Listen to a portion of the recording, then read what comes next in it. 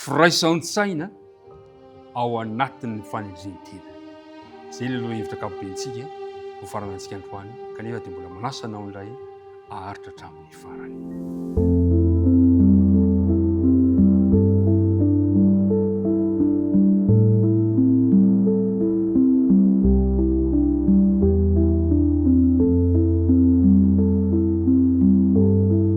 Ry mpiara-midinika namana isany raisiko tombontsoa mandrakariva ny miaona aminao, tena faly miaona aminao indray androany, misaotrany amin'ny fampahirezana, misaotrany amin'ny fanarahantsika izao dinika izao, mitombo, tena mitombo isika.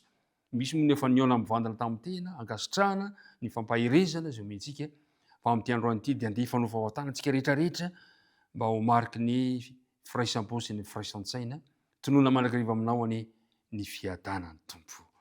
Ny andina tao tadina, mino fa haitsika izy, Filipianina toko faharoa ka ny andinin'ny faharoa. Dia manao hoe, dia tanterao ny fifaliako, mba iraisanareo saina, miray fitiavana, miray fo, miray hevitra. Zay le andininy natao tadina. Hoy ny ohabolana malagasy manao hoe, ny firaisan-kina no hery. Marina loatra izany amin'ny zavatra rehetra. Ary nitarika antsika Paoly no amin'izay firaisana izany. Ny firaisan-kina no hery, zao nefa ny fahafantaranao an'izany tsy midika akory fa efa napiatra ianao. Fa tena ilaina tokoa ny fampiarana. Mbetsaka isika no tsy naomby tamin'ny ezaka natao mba hisian'ny firaisan-tsaina, kanefa tohizo hatrany. Aza-kivy tsy midika akory hoe andao ravaina amin'ny firaisana satria tsy tratra ny tanjona. I Paoly dia tsy sasatra nanohy, nanoratra, nanentana ireo Filipianina ny amin'ny firaisan'izy ireo saina. Ary fantatsika tsara fa anisan'ny fampianarana ataon'i Jesosy ihany koa ny amin'ity firaisana ity. Fa inona nefa ny zavatra nitranga? Fantatsika tsara fa miavonavona ny filahana faniriana fahatratoeram-boninahitra ny faniriana fahefana tao am-pony anjely anakitany an-danitra no tsimoka ny poirany fisaratsarana teto amin'ity zao tontolo misy antsika ity, ary dia nioripaka ihany koa tany Edena izany tamin'ny alalan'ny tsy fahalianana manoloana fitsipika napetraka Andriamanitra teo amin'ireo olombelona, ka nirian'izy ireo ihany koa haka ny toeran'Andriamanitra. Ary mpiara-midinika namana, fototra iraisa ara-baiboly ny firaisana eo anivon'ny fiangonana. No jerentsika ny fisaratsarana tamin'ny Filipy, ny loharanon'ny firaisana izay ny rahantsika nahita teto, ny Saint Kristy ilay manitry tena, ilay manafoana an'izao. Hitantsika ihany koa ny zava-miafina teo amin'ny nahatongavan'i Jesosy ho nofo. Fa ny tena zava-dehibe dia izao, ny firaisan-tsaina ao anatin'ny fanendrentena. Ny fitiavan-dray izay mampita amin'ny taranaka mifandimby amin'ny fon'ny olombelona, ny loharam-pitiavana rehetra izay nivota amin'ny fon'ny olona, dia tadio fa toy ny sakely-drano kely manoloana ny ranomasimbe tsy hita fetra ny fitiavan'Andriamanitra izany. Tsy misy lera malaza ny fitiavan'Andriamanitra. Tsy misy penina mahasorotsoritra ny momba ny fitiavan'Andriamanitra.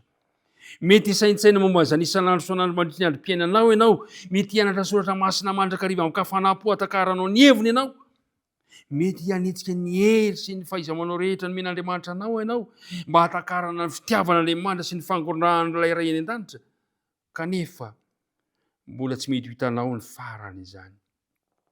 Mety handalina mandrakariva momba izany fitiavana izany mandritra ny taona maro ianao, saingy tsy ho takatra amin'ny fahafenoana, ny sakany sy ny lavany, ny avory sy ny alala fitiavan'Andriamanitra tamin'ny nanomezana ny zanany ho faty amin'izao tontolo izao. Tadio fa na mandrakizay aza tsy ampy ahafantarantsika izany tanteraka. Kanefa kosa rehefa mandinika mianatra ny tenin'Andriamanitra isika, ny Baiboly, misaintsaina mandrakariva momba ny amin'ny fiainan'i Kristy sy ny drafim-panavotany, izay mitaona antsika ho an'ny firaisan-tsaina ao anatin'ny fanendrentena, dia izao ny zavatra tadio, mitombo kosa nefa mitombo hatrany fahantakaranao izany loha-hevy dehibe izany. Zay ny antony iarahantsika eto hoe marina tsy ho takantsika noviana ny alala fitiavan'Andriamanitra, kanefa kosa azo antoka fa mitombo tsy moramora ny fitiavantsika n'Andriamanitra, ny firaisantsika aminy, ary mananantsika ilay Saint Kristy, ilay nanitry tena, lay nafony izao. Toizo ny firaisan-tsaina ao anaty fanitretena. Toizo manentana antsika azoto mandrakariva amin'ny fiarahamandinika tahaka an'izao. Misaotra anao nahatra hatramin'ny farany tamin'ity herinandro ity, ary riko indrindra raha sitrapon'Andriamanitra ny mbola hifankahita-tava aminao indray amin'ny herinandro, satria manan-javatra ho lasaina aminao hatrany hatrany. Andriamanitra mba hitombontsika amin'ny fahatakarantsika ny alalany izany fitiavana nasehon'Andriamanitra atao amin'i Jesosy Kristy izany ho ahy sy ho anao. Andriamanitra ne hitahy ianao ka mba ho amintsika ne ny firaisan-tsaina ao anatin'ny fanitretena. Dia tanterao ny fifaliako mba hiraisana ireo saina miray fitiavana, miray fo, miray hevitra. Ny tompony hombanao sy ny ankohonanao. Ivavaka Kristy kehitriny. Andriamanitra rainay any an-danitra, misotranao izay no ny loha hevitra sarobidy nomenao anay tamin'ity herinandro ity, ka nitarihanao anay amin'ny firaisan-tsaina ao anatin'ny fanitretena izay efa nataon'ny zanakao ho anay izany. Ampiore izahay azoto mandrakariva andinika ny teninao. Mivavaka manokana ho anay mpiara-midinika amiko reto amin'ny toerana misy azy ireo avy. Ianao mahalala ny fiainany rehetra, mahalala momba anazy, mahalala ny miditra sy ny mivoaka.